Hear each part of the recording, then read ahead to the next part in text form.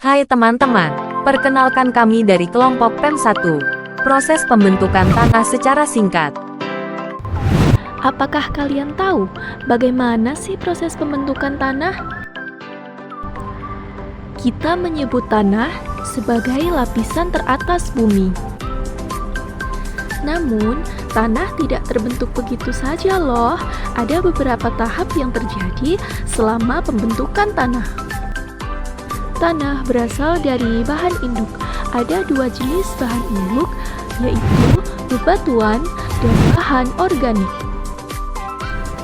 Bahan induk tersebut nantinya akan mengalami proses pelapukan, di mana terdapat 3 jenis pelapukan, yaitu pelapukan fisika, pelapukan biologi, dan pelapukan kimia. Ada juga pelapukan kimia. Pelapukan ini dapat terjadi karena oksidasi, hidrolisis, karbonasi, hidratasi, dan pelarutan. Sementara pelapukan biologi terjadi karena bantuan makhluk hidup.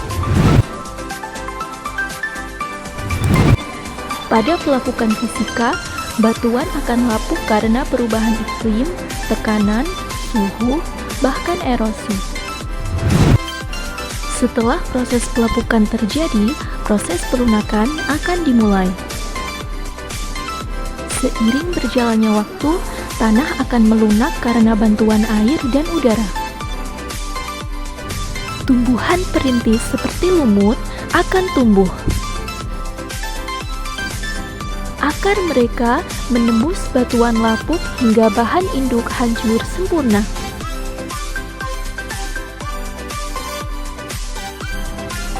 Meskipun begitu, mineral di dalamnya masih harus mengalami proses penyuburan, di mana proses ini dibantu oleh organisme dan mineral yang nantinya akan berubah menjadi unsur hara.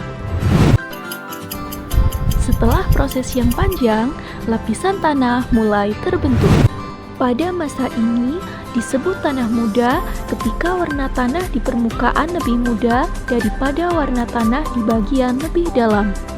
Unsur hara di permukaan tanah akan turun ke bawah hingga membentuk lapisan tanah.